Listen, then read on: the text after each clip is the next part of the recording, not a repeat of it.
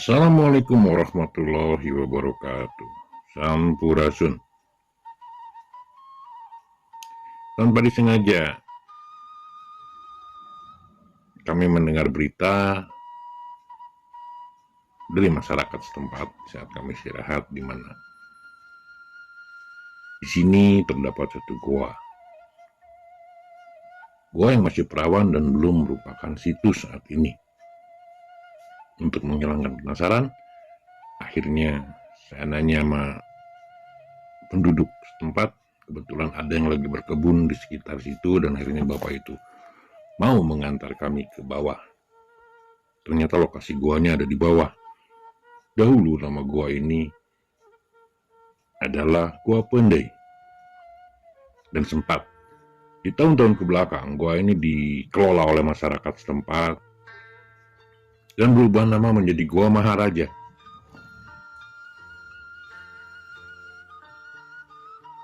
Dengan penuh penasaran, akhirnya kami turun untuk melihat gua tersebut. Karena belakangan terakhir ini, semenjak kopi dan sebelumnya, gua ini sudah mulai terlantar lagi. Sudah mulai tidak dikelola lagi. Kita kalian lihat seperti apa guanya. Akhirnya kita sampai. Saya izin untuk bisa masuk ke dalam, cuma berhubung juru kuncinya berhalangan, tidak bisa mengantar. Akhirnya saya berangkat sendiri dan ketemu bapak yang lagi berkebun itu. Saya coba si bapaknya ajak untuk ke dalam, tapi ternyata si bapak hanya mau mengantar sampai di mulut gua dan beliau tidak mau masuk. Beliau penduduk asli dari desa ini. Gua Maharaja ini terletak di Batu Sumur, Manonjaya, Tasikmalaya. Inilah kita sampai di mulut gua.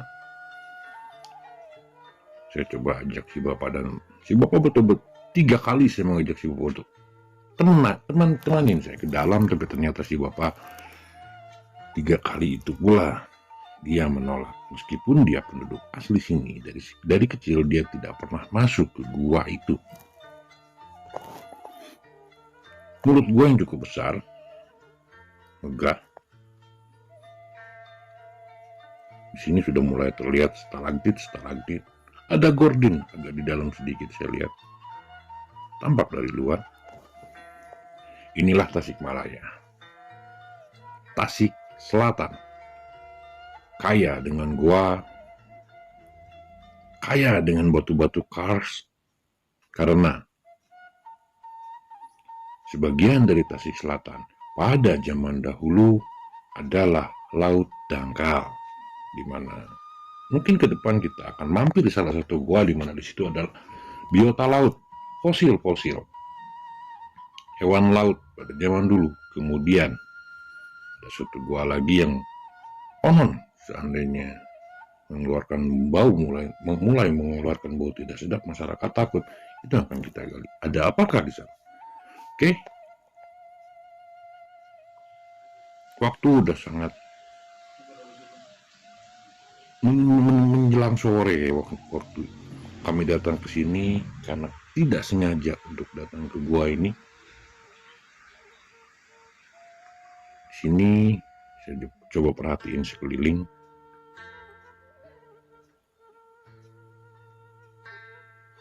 Mulut gua yang besar, lebih besar dari gua Anteg yang pernah kita datangin kemarin. Kita akan lihat di dalamnya Gua Anteg kemarin di saat kita masuk, kita sampai di ujung. Dan konon menurut penduduk setempat, di goa ini, Goa Maharaja ini, dibagi beberapa ruang, di antaranya hijab. Ada ruangan berikutnya yaitu di Kirhipo, dan lain sebagainya, yang mungkin tidak akan bisa kami jelajahi hari ini. Kita akan sambung nanti di saat waktunya cukup. Karena saat kami datang ke gua ini, waktu telah menunjukkan pukul 16:04. Seperti inilah pemandangan mulut gua, di mana sempat rapi gua ini, konon menurut penduduk setempat, sempat dikelola oleh masyarakat setempat. Cuma sayang, sekarang udah mulai terbengkalai lagi, tidak ada penanganan. Padahal di saat kita nyampe di mulut guanya pun, pemandangan udah cukup sangat bagus, indah sekali di sini. Subhanallah, Allah Maha Segalanya bisa menciptakan hal yang semegah ini.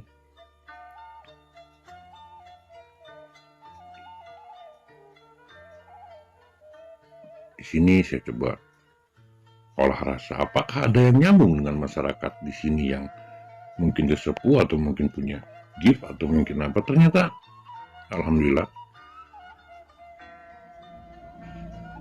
di saat saya lagi duduk, saya didatengin oleh satu Ustadz Oyon, kedua Bapak Yamin. Jadi untuk menghindari di luar etika atau mungkin saya kurang sopan itu ininya, akhirnya saya minta izin untuk ke dalam, dan kebetulan mereka mau menemani saya untuk ke dalam. Ini kita memutuskan untuk jalan ke dalam. Ada apakah di dalam, seperti apakah di dalam, kita akan lihat bareng-bareng. Ada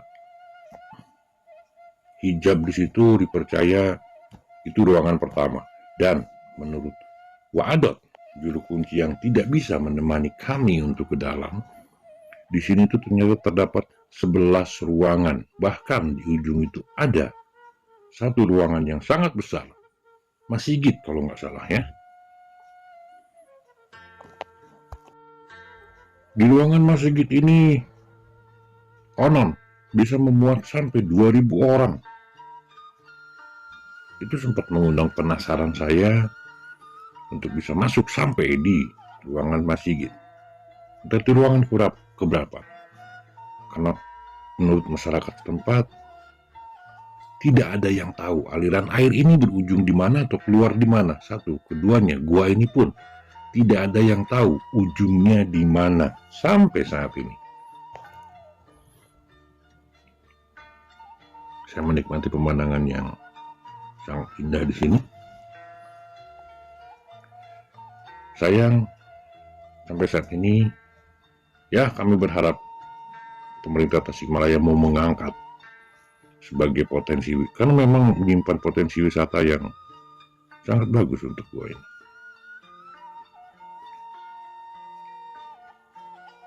Kami terus berjalan menuju ke ruangan 1. Di sini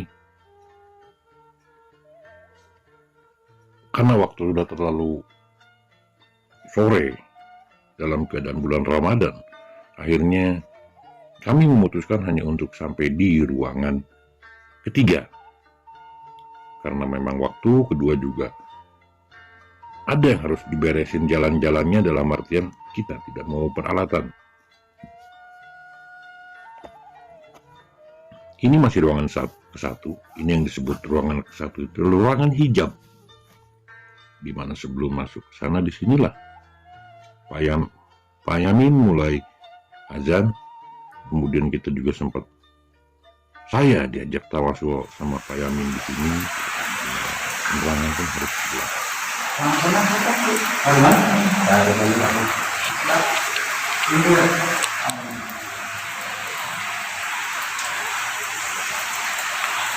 Akbar, Allahu Akbar, Allahu Akbar, Allahu Akbar.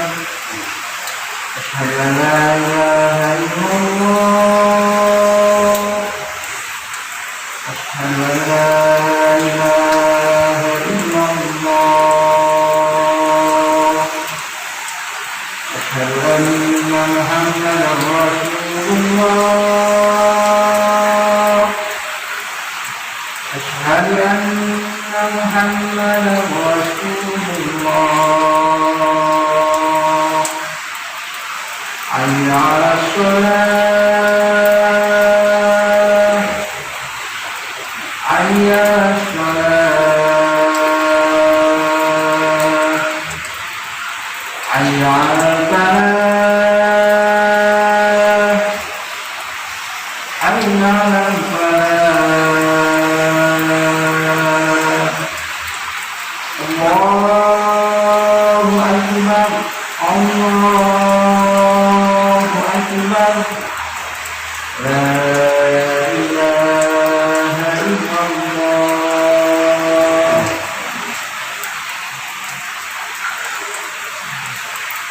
Allahu Akbar, Allahu Akbar. Asyhadu an la ilaha illallah. Muhammadan Rasulullah. Allahumma shalli ala Muhammad. وتقام في الصلاة وتقام في الصلاة. لا إله إلا الله. لا إله إلا الله.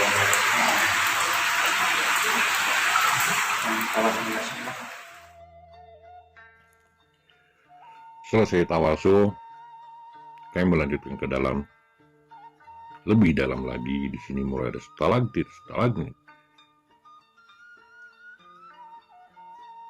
Pemandangan yang mungkin untuk stalagtit, stalagmitnya lebih banyak di gua ini ya daripada di gua Anteng. Ini kita masih di ruangan ke-1 di mana menurut masyarakat setempat, Pak Yamin ngasih tahu, pada kemarau 9 bulan sekalipun, air yang menetes di tempat barusan saya ambil airnya itu tidak pernah berkurang, dan selokan yang ada pun itu tetap mengalir, tetap ada airnya. Apalagi kalau hujan, aliran air di sebelah kanan saya itu sangat besar. Pak Yamin mengajak kita lanjut untuk lebih dalam, dan ternyata karena guanya masih perawan, jadi agak sedikit susah untuk dilewatin, dalam artian mungkin bekas aliran air. Di sini agak licin jalannya karena dari tanah, sehingga kita harus menuruni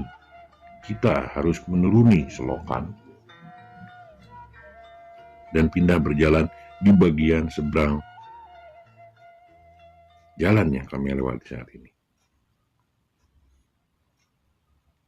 Kita menuju ke ruangan kedua, di mana di sini adalah konon katanya ibarat seperti tempat meja untuk meminta sama Yang Maha Kuasa Allah Subhanahu wa Ta'ala. Menurut Pak Yamin, kita akan kupas tuntas nanti di perjalanan kami berikutnya ke gua ini, di mana kita akan coba bawa peralatan untuk bisa mempermudah jalan. Ini adalah ruangan kedua di sini. Dan ini di kamera itu adalah bagian atas, langit-langit gua. Di mana yang coklat tua itu, di langit-langit tanah yang berwarna coklat itu semuanya meneteskan air masing-masing bintik. Karena memang dari langit ini berbentuk bintik-bintik.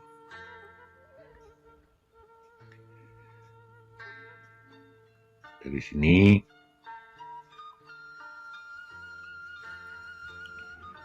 medan yang dilalui juga cukup ringan sampai di ruangan kedua ini, sampai di ruangan ketiga pun masih ringan untuk medan. Dari ruang ketiga ke ruang berikutnya, itu yang kami lihat, yang saya lihat agak sedikit susah. Saya bisa lihat di mana ruangan berikutnya. Jalan menuju ruangan berikutnya ada banyak kelelawar di sana. Ada banyak kelelawar. Dan kita hanya sampai di ujung ruang ketiga. Karena waktu satu, keduanya juga agak sedikit susah dilewati, kita harus bawa sedikitnya paling tidak peralatan untuk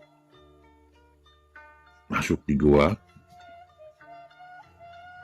Ini kita juga tidak persiapan untuk senter, tidak dicas maksimal. Akan lebih seru di perjalanan kita berikutnya karena gua ini tidak ada yang tahu ujungnya berada di mana. Aliran airnya pun penduduk setempat tidak ada yang tahu di mana ujungnya, kemana keluarnya. Oke, ini adalah ujung lorong ke-3, dimana kalau misalnya kita lanjut, itu agak sedikit susah medannya. Ada beberapa yang harus dipinggirkan dan ada yang mungkin harus dibuang di luar ya. Nah, yang seperti ini ada sampah-sampah bawaan dari air yang dari luar masuk ke gua ini, entah itu keluarnya di mana. Di sini sudah mulai banyak kelelawar di dalam karena memang sarang kelelawar, tapi di sini sudah mulai terlihat indahnya stalagtit yang ada. Oke teman-teman, sampai ketemu di perjalanan berikutnya. Gua Maharaja Part 2. Assalamualaikum warahmatullahi wabarakatuh.